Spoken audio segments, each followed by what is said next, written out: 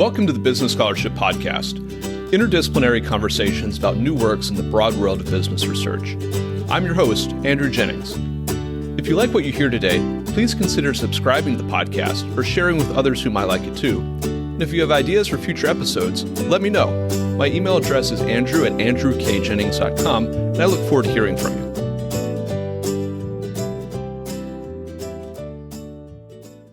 Our guests today are Lindsey Gallo, Assistant Professor of Accounting at the University of Michigan, and Kendall Lynch, a PhD candidate in accounting, also at the University of Michigan.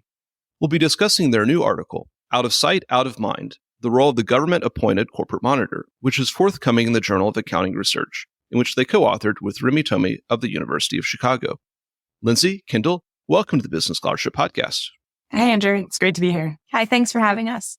Lindsey, Kendall, I'm really excited about this paper because both as a lawyer in practice and now as a law professor, I spend a lot of time thinking about corporate monitors. And so this was a really wonderful empirical examination of the role of monitors in corporate enforcement actions. Before we get into the bulk of your research, though, I wondered if you could just introduce to the listeners just what is a corporate monitor? What is its role? When does a corporation need a monitor, or we might even think of it as a minder in some respects? Who's the monitor responsible to? Does it work for the corporation or for somebody else? Who pays the monitor? And does the monitor embed itself within an organization, within a big business, or does it serve as a visiting inspector? The corporate monitor, in order to explain what it is, I think it's good to start at the beginning when a corporation initially commits some kind of criminal misconduct. And the Department of Justice is then deciding how to move forward. They can indict the firm, in which case often we see the case end in a plea agreement. That's the most common outcome. But for large public corporations, the DOJ seems to opt for deferred or non-prosecution agreements, which are contractual agreements that they enter into with the company in an effort to remediate and prevent the company from continued misconduct. And the reason for that is, if you think about what a corporation is, it's a collection of people. And so it's very difficult to punish a large public company without there being a lot of collateral damage and harm to employees and other stakeholders who didn't do anything wrong. And so the DOJ is trying to balance this idea of punishment with also not creating a lot of burden on innocent parties. And so that's where these deferred and non-prosecution agreements come in. And these will have a host of clauses, if you will, that will tell the company what they have to do in order to fulfill the requirements of these agreements, things like appointing a compliance officer, changing the number of independent directors on the board, pulling out of certain operations or locations that they operate in. And one aspect of these deferred and non-prosecution agreements that sometimes the DOJ includes is one of these external corporate monitors. And that's where our paper comes in. These monitors are tasked with a wide array of responsibilities. So sometimes they come in and have a very clear objective of what they're supposed to do. Sometimes they're given a lot more leeway in terms of monitoring the firm's behavior. But ultimately, I think it comes down to they're there to make sure that the compliance changes in the deferred or non-prosecution agreement are actually made adequately so that the firm doesn't become a repeat offender. The firm can suggest monitors, but ultimately the DOJ is going to choose the monitor at the end of the day. And the monitor is going to report back to the DOJ on some regular schedule. In terms of who pays for the monitor and the monitor's team, that would be the company. So this can be expensive for the company. And the monitor will often be on site a lot of the time with their team, just making sure that these changes take place. It's an interesting role. It's not the same as an auditor because an auditor is obviously paid for by the company and hired by the company, but it is external to the company, the monitor and their team. In terms of when it's required, this really changes a lot over time. Historically, there hasn't been a lot of explicit information provided by the DOJ of when exactly a monitor is going to be imposed. More recently, Lisa Monaco, as Deputy Attorney General, has issued a series of memos that is trying to make it more clear when a monitor might be imposed. So I think there's a little bit more direction now than there has been in the past in terms of when we might see one of these corporate monitors imposed as part of a deferred or non-prosecution agreement. When the DOJ enters into one of these non-prosecution or deferred prosecution agreements with a big company, it has various goals in some of the different provisions that you've talked about. For example, if there's a particular business unit that's causing a lot of problems, perhaps you need to divest yourself from that business unit or shut it down. If you have certain identifiable compliance problems, perhaps you need to implement new compliance programs or internal controls that will address those problems. And the monitor is part of that. Could you talk a little bit about what the DOJ's goal is when it does decide that a monitor should be imposed? What effect is a monitor supposed to achieve? And what difference does it make whether the monitor is embedded with the organization day to day versus serves a more visitorial type of function? I think Lindsey actually covered a lot of this pretty well. She mentioned that corporations are collections of individuals. And so the goal with these non and deferred prosecution agreements isn't retribution, it's reform. And so the main goal here is that the DOJ is going to help this company with this agreement reduce recidivism. And the monitor, as you just mentioned, plays a large role in that. They are there to make sure that this company has adopted and effectively implemented these changes, particularly the ethics and compliance changes that the DOJ is requiring. And they're there to help the firm address the risk of recurrence of this misconduct.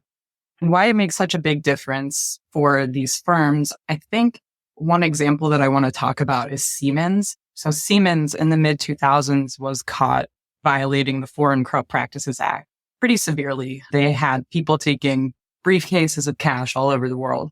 They received a monitor as part of their settlement with the DOJ. And this monitor actually had an office on site for the duration of their agreement. And now they're regarded as one of the golden children of ethics and compliance, or at least this is what I've heard from some former members of the DOJ. And so I think that example points a lot to what can be the difference between having this person on site, working with you day to day, getting to know your people, becoming more of an embedded individual in the organization, understanding how it works and how might they effectively implement the terms of the agreement. I really appreciate that background on the role of the monitor in corporate enforcement. And I'd like to turn now maybe to your article and your contribution to this field.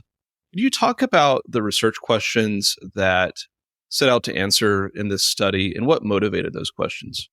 I have someone very close to me in my life who was working for a company that I will not name that actually had a corporate monitor on site.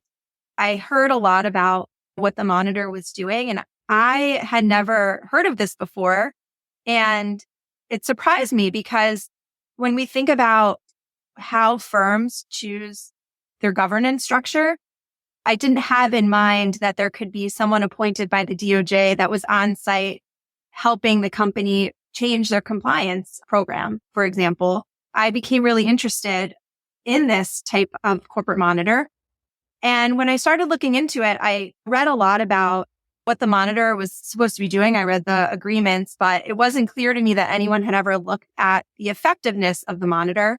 And when we think about why they're appointed in the first place, as Kendall stated earlier, they're there to reform the company, to make sure that the company doesn't become a repeat violator. We decided through this paper that we could potentially study whether these monitors were effective in that mandate to reduce recidivism. That's really our chief research question. Does the corporate monitor ultimately reduce future misconduct? When I was looking into corporate monitors, the Deputy Attorney General will often issue memos on various topics, and they'll touch on corporate monitors because this is a really significant burden for companies that enter into deferred and non-prosecution agreements. They certainly do not want a DOJ-appointed corporate monitor embedded on site watching them. There's a lot of back and forth on and different preferences by administration and Deputy Attorney General with respect to whether they should be imposing monitors, the frequency with which they should be doing it, what are the reasons for imposing these monitors. So it all seemed a little ad hoc. There wasn't a clear list of if this, then monitor. And so we thought it would be even more important to understand, is there something systematic we can point out as to when these monitors are appointed and then ultimately if they're successful or not? When we began this project, there was a memo that came out and said monitors should be rare and we're going to pull back on appointing monitors. And we were sitting there thinking, as Lindsey mentioned, we don't really understand the effectiveness of these tools within an agreement. So we set out to understand that. This is a really important empirical question. Just how effective are these monitors? Because they are, as you say, incredibly costly for a firm, both in direct costs. Monitors tend to be lawyers and high-priced lawyers at that, who have teams of high-priced lawyers and consultants and accountants and other professionals working with them. And then there's indirect disruptions, perhaps, that a firm can experience if they have an internal monitor, especially somebody who is embedded. So this is a real cost, and we want to make sure that we are getting, as a society, as a public, our money's worth, in essence, in terms of improvement in corporate compliance. So I want to come back to that really important empirical point in just a minute. But before we get there, I'd like to hear a little bit about how you get to some of the conclusions in the paper. What data did you use? Could you talk a little bit about your research strategy? First, I want to thank Brandon Garrett and John Ashley, who maintain the corporate prosecution registry, which makes it very easy to get data on these deferred and non-prosecution agreements. So we started there and were able to collect the actual text of the agreements for the most part from that database. And then we use the Good Jobs First violation tracker to investigate corporate misconduct, to measure corporate misconduct, both before and after the violation that leads to the deferred and non-prosecution agreement. And we collect all kinds of governance variables, different attributes of the firm. These are all public companies, so we can access their financial statements, for example. These are all firms with deferred and non-prosecution agreements, but we want to match firms that are assigned a monitor to firms that are not assigned a monitor, but that are otherwise similar in terms of violation, in terms of other attributes of the deferred and non-prosecution agreement. And then we're able to see how the violations trend for the firms that are assigned a monitor versus the firms that are not assigned a monitor. And again, we match on attributes that predict being assigned a monitor. So we want to sort of control for these differences that drive getting a monitor when we're looking at future violations.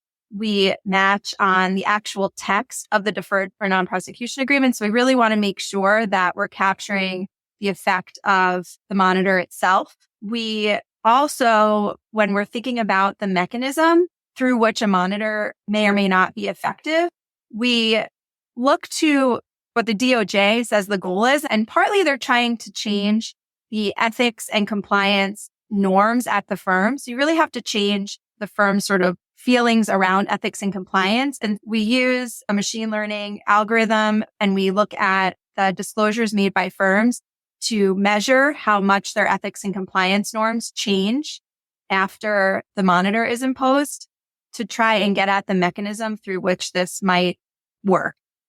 From that study, what were some of your key findings? Are monitors appointed in these kinds of cases? Are they working? Are they doing what we would hope they might do? Are they doing something different? DOJ's been doing this for a number of decades now. How well have these monitors worked out? So our results are a little mixed, and I have to say we were a bit surprised by them. What we're finding is that these monitors do seem to be associated with an 18 to 25% reduction in violations. But that's only when the monitor is actually on site during the period of the deferred or non-prosecution agreement. And then once that ends, we find that the violations go back to essentially the same level as prior to the agreement. Those results are robust to several different ways of matching the firms. We find that result pretty consistently across any type of matching scheme. And then in terms of the ethics and compliance norms, you would expect, okay, the violations are decreasing while the monitor is on site, but then they are going back to quote unquote normal levels once the monitor departs. So you would expect something similar to happen with the ethics and compliance norms. And that's what we do find. There is this temporary improvement in ethics and compliance norms at the firm while the monitor is there, but then that goes back to prior levels once the monitor departs. I think it's worth mentioning that the monitor is typically on site. I think around 3 years is the average. Is that right? Yeah, 30 months is the average. So they're there for quite a while. And we were surprised that in that time, they can make this type of change, that we can actually see this decrease in violations, but it doesn't last. And in particular, that they change these ethics and compliance norms, which we're measuring. The firms are talking about their ethics and compliance programs more. they're using that language in their disclosures, but that is also temporary. I think we were surprised just based on how long the monitor is on site that ultimately they can't create this lasting change that they're really there to do. I will say in a later part of the paper, we do look at characteristics of the monitor themselves. And what we find is that there seem to be more persistent effects if the monitor has prior experience serving as a monitor, or if they're there for longer. So the longer they're there, the more likely the change is to be persistent. If I'm Lisa Monaco or whoever her eventual successors are as Deputy Attorney General, thinking about at a broad level the department's policy around when monitors should be imposed, whether they should be imposed for how long, all of those details, what the DOJ's monitor policy is and ought to be, or if I'm a U.S. attorney or line prosecutor trying to decide whether a monitorship is appropriate in a given circumstance, how should I be reading and thinking about your study? We're not here to tell the Department of Justice when to impose or not impose corporate monitors. We think they're much better positioned to do that. However, what we hope to provide them is, or at least our goal was, to give them this empirical evidence on what the costs and benefits of monitors are. Not all encompassing, but to give them a sense of when you're imposing these really costly stipulations of non or deferred prosecution agreement, it's really important to understand what the benefits are. And we're hoping that our study provides empirical evidence that points to, it seems like in some instances, these monitors are not serving their intended purpose. However, in others, they might be. So I mentioned earlier the instances in which monitors do seem to have a persistent effect is when they have this prior experience or when they're there for longer. What the DOJ uses that information for, I think, is up to them. However, it's definitely an empirical data point for them to use. I think the Monaco memo, which was issued last year, and then in March, there's a revised memo on the selection of monitors that comes out. And I think they're just being a lot more explicit in terms of when they believe a monitor might make sense. And I think this is a really good direction to take. In particular, they're highlighting how they're going to think about the selection of monitors. And because we do find that the characteristics matter, I think this is really important.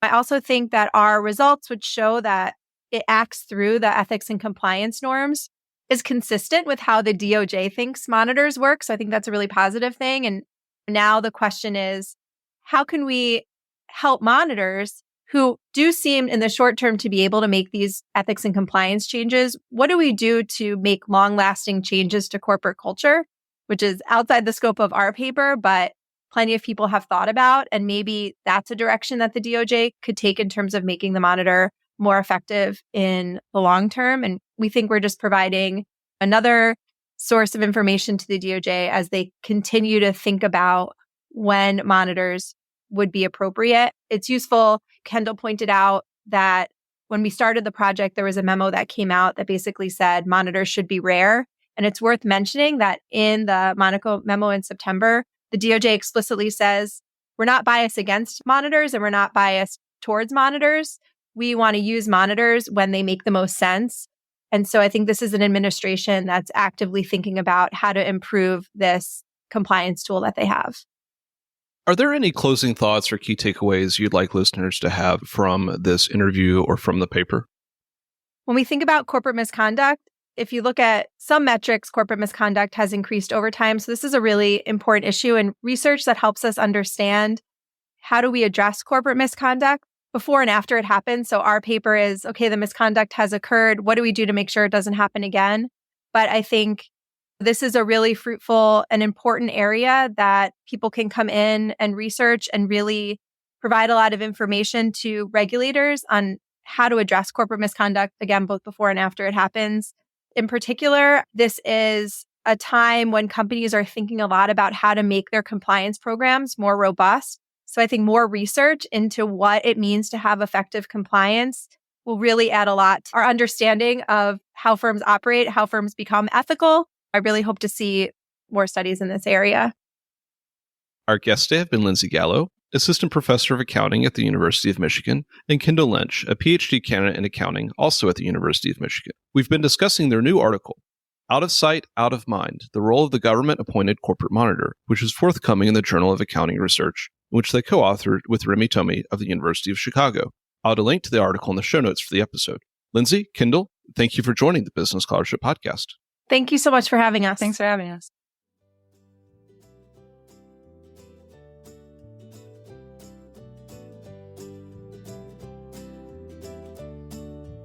Thank you for listening to another episode of the Business Scholarship Podcast. If you like what you heard, please consider subscribing to the podcast or leaving a rating on your favorite podcast app, or let other people know about it too. If you have suggestions for future episodes, please let me know. My email address is andrew@andrewkjennings.com, and I look forward to hearing from you. Until the next time, I'm your host, Andrew Jennings.